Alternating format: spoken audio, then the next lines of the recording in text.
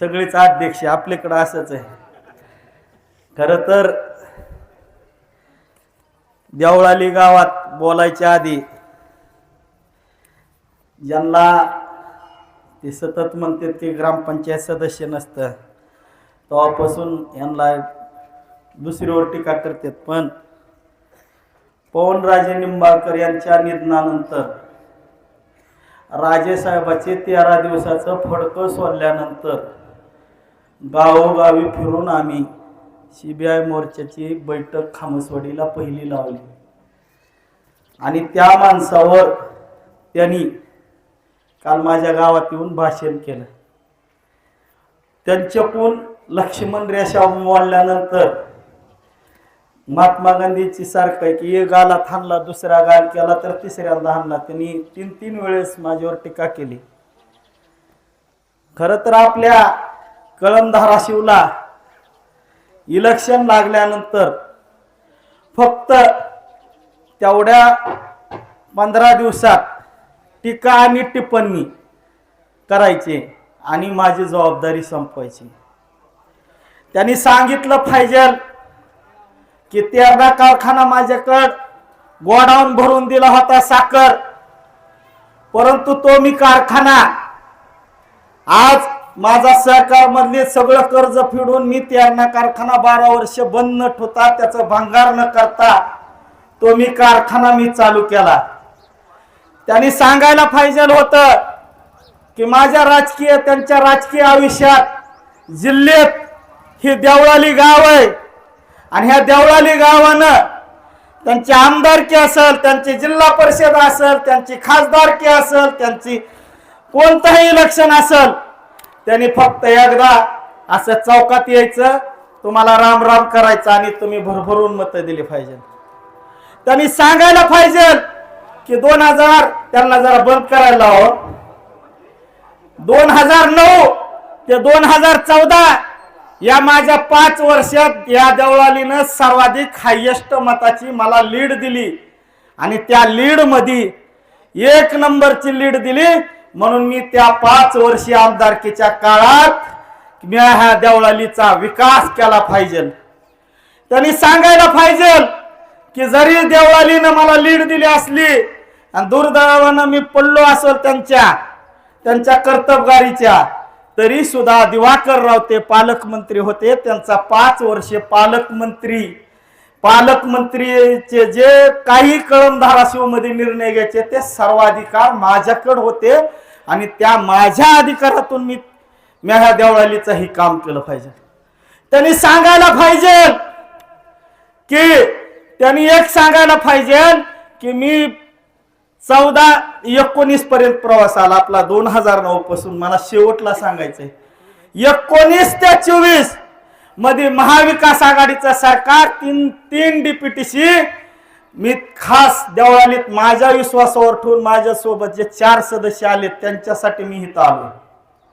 त्यांनी सांगायला पाहिजे की 3 वर्ष DPTC मधून मला देवळालीनं पुन्हा 2019 ला सुद्धा परत मला लीड दिली सर्वाधिक आणि लीड दिल्यानंतर मी 2019 ते 22 या 3 DPTC मधून ही सर्वाधिक विकास कामं मी तुमच्या देवळालीला दिलीत। त्यांनी सांगायला की काय पाहिजे की मी ही विकास कामं केलेत, मी हे केलंय।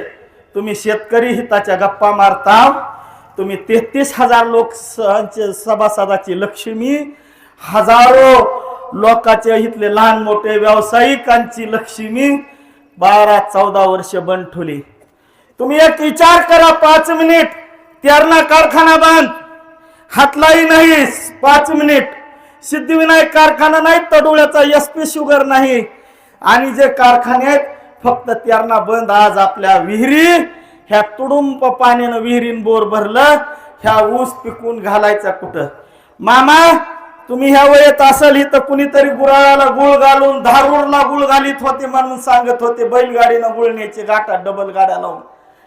पिढ्यानपिढ्याची ही वस्तुस्थिती आहे की भुसार पिकात शेतकऱ्याला काही नाही भेटत, त्याच्या जीवनात आर्थिक स्थैर्य हे फक्त हे ऊस पिकातून राहतंय।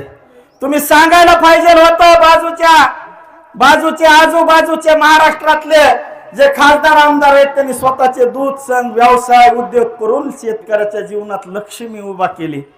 तुम्ही मला सांगायला पाहिजे होतं तुमच्या पुढे की तुम्ही म्हणता की जिल्हा आकांक्षित राहिला। मी सांगितलेला प्रवास हा 20 वर्षाचा आहे। तुम्ही 100% त्यांना म्हणा की तुम्ही 40 वर्षात ही केलं नाही, पण 20 वर्षात मी ही केलं ही सांगायला पाहिजे। तुम्ही काय बोललो?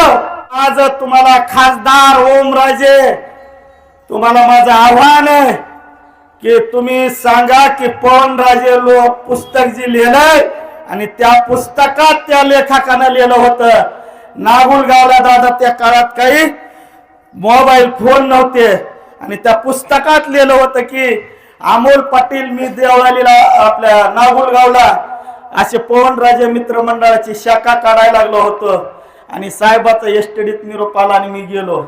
मी ते अमोल पाटील आहे सायकलवर प्रवास करणारा मग अमोल पाटील सायकल तिथं नागुलगावला कोट्याच्या कडाला लावली। सभा झाली, मी बारीक होतो, मिसरूट फुटलेलं नव्हतं, त्या काळापासून या माणसाच्या मागे काम केलंय ह्याचा विचार करा। आणि ती सायकल व कोट्याच्या कडाला लावली, पवनराजे मित्रमंडळाने बोर्ड काढला, सभा झाली। काय करायचं साहेब म्हणले अमोल कशाला आला? मी म्हणलं साहेब मी मोटरसायकलवर आलो, हे मी सांगत नाही पुस्तकात आहे त्या लिहिलेलं।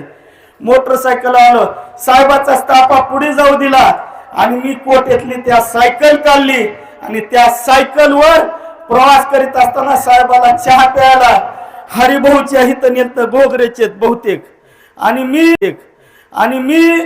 मी एकुरका देव धानोरा रस्त्यावर ज्यावेळेस येत होतो आणि चांदणं पडलेलं होतं पुनवाचं आणि त्याच्यावर सायकल माझी बघितली आणि ती सायकल त्यांनी स्कोडा डिकीत गाडीत टाकली आणि मला खामसवाडीत आणून सोडलं।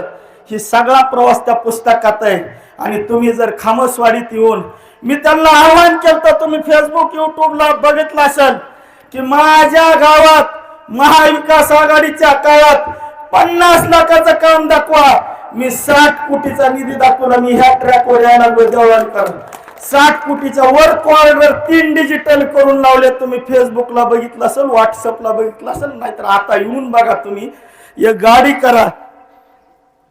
आणि हे सगळं काम करीत असताना कुठलीही तानाजीराव सावंत साहेब या माणसानं टक्केवारी मागितली नाही। ज्या माणसाला 10 कोटी रुपये देऊन तिकीट आणून दिलं त्यांच्याच वाक्यात त्यांनी मला जाऊ नको म्हणत होते, त्यांचे वाक्यात ह्या युट्यूबच्या मला सगळी आर्थिक मदत खासदार केला त्यांनी केली। त्यांच्याच वाक्यात 2014 ते 19 मध्ये उद्धव साहेब ठाकरे यांनी ह्यांना भेट दिलेली नाहीत। त्यांचे वाक्यात मी पंचायत समिती सदस्य होतो, माझा प्रत्येक वेळेस बळी दिला। तुम्ही आज ही सगळा राजकीय प्रवास करीत असताना मला खूप बोलायला मी 2 तास त्यांनी आधीच संयोजकांनी सांगितलं, परंतु माझ्यावर सोबत आलेले आमचे ग्रामपंचायतचे सदस्य आणि माझे सहकारी चेअरमन ह्यांनी सांगावं उठून की त्यांनी 1 वर्षात प्रवेश केल्यानंतर एक डीपीटीसी झाल्याच्या नंतर आले आणि दुसरी डीपीटीसी व्हायची होती तर आचारसंहिता, तरी सुद्धा विविध निधी किती आणलाय त्यांनी उठून सांगावं। आणि दुसऱ्या बाजूला प्रचार करताना तुमच्या गावात काय उभारून करा, तुम्ही ही करा का त्यांना आमदार खासदार मंत्री आपण कवर मत द्यायची की खामसवाडी असेल अगर जी गावाची त्यांची असेल महाविकास आघाडीच्या काळात त्यांनी काय निधी दिला? 3 डीपीटीसी वाटल्यात गडाख साहेबांनी।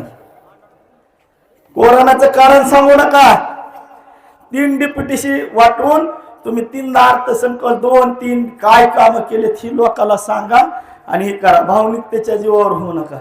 आणि ह्या अजितदादा पिंगळे आणि त्यांचा सत्कार लय जीव आमचा, तुम्हाला काय माहिती आहे 2009 ला निवडून आले, त्यांचा नागरिक सत्कार आम्ही केला, आम्हाला मारलं 2009 ला आणि त्यांच्या मांडीला मांडी लावून त्यांचं नेतृत्व स्वीकार म्हणणारे खासदार म्हणल्यानंतर मला तुमच्या सोबत राहायचं नाही, माझ्या आयुष्यात तुम्ही माझं उपसभापती पद घालविलंय आणि आता सुद्धा सरपंच पद घालवायचंय का? अजित पिंगळे आणि ते सन्मान्य त्यावेळेस 2000 निवडून आले त्यावेळेस ते म्हणले की मी जरी आमदार असलो तरी नावानं खरा आमदार ही अजितदादा पिंगळे ही मी नाही सांगितलं, त्यांनी जाहीर करावं।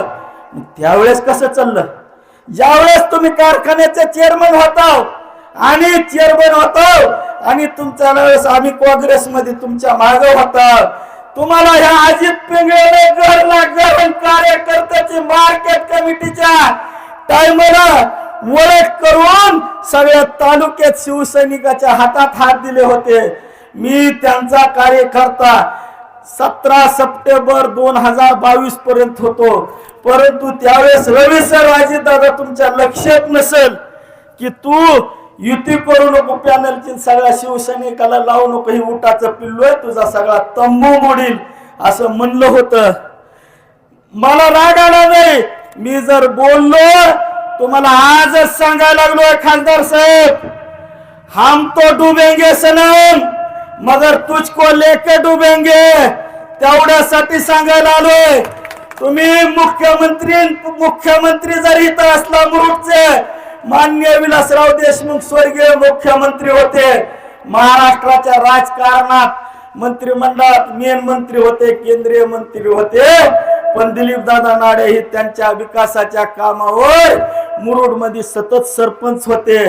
तसं तुम्ही भविष्यात कधी झाला पंतप्रधान तरी सुद्धा तुमच्याकडे मी येत नाही आणि तुम्ही माझ्या नादाला लागू नका, कारण मी 21 वर्षे आयुष्यातली घातले, तुमचा पाला एका आतापर्यंत तुमचा नाद पुरा करणाऱ्याच्या मागे लागलेला नाही। एवढं माझं बोलून माझं भाषण संपतो देवळालीकरांनो, तुम्ही फक्त तुमच्या मनाला विचार करा की मी सांगितलेला 20 वर्षाचा कालावधी सत्तेतला आहे, तुमचा वैयक्तिक किंवा ह्या गावाचा विकास करायलाय का, त्याच्यामुळे एकदा तरी हा बडा दाखवा। असं का झालं याचं आत्मपरीक्षण त्यांना करू द्या आणि मग ती पुन्हा तळावर येतील। नाहीतर काय बी केलं, अमोल पटेल आला बोंब म्हणलं, कुणी बी काय बी केलं तरी काय होत नाही, ही कुठंतरी शिक्का पुसून काढा। नुसतं फोनवर बोललं, फोनवर सरपंच आहे, सरपंचाला संविधानिक काम असते, काय घडी गेली तर पिढी जाईल। जय हिंद, जय महाराष्ट्र।